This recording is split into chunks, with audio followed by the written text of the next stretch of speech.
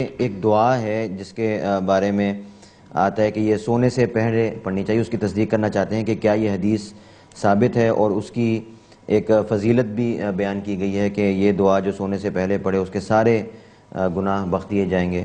تو اس دعا کے بارے میں آپ فرما دیجئے. دعا یہ ہے: لا الہ الا اللہ وحدہ لا شریک لہ لہ الملک ولہ الحمد وہو علی کل شیء قدیر لا حول ولا قوة الا باللہ سبحان اللہ والحمد للہ ولا الہ الا اللہ واللہ اکبر.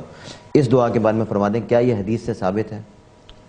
جی بالکل، یہ ایک حدیث ہے جو امام محمد ابن حبان نے اپنی کتاب صحیح ابن حبان میں ذکر کی ہے، اور بالکل اس میں تقریباً یہی الفاظ ہیں، صرف یہ ولا حول ولا قوت، انہوں نے اس میں لا حول ولا قوت الا باللہ پوچھا ہے، اس میں واو کا ایک اضافہ ہے، باقی سب الفاظ یہی ہیں.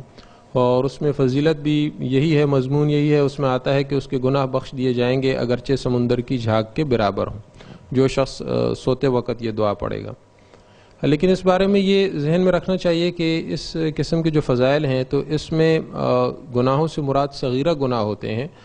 دیگر نصوص کی بنا پر علماء کی تحقیق یہ ہے کہ جو کبیرہ گناہ ہیں ان سے انسان کو باقاعدہ توبہ کرنا ضروری ہے، اور اس حدیث میں جس طرح یہ فضیلت آئی ہے تو اس سے مراد صغیرہ گناہ ہیں.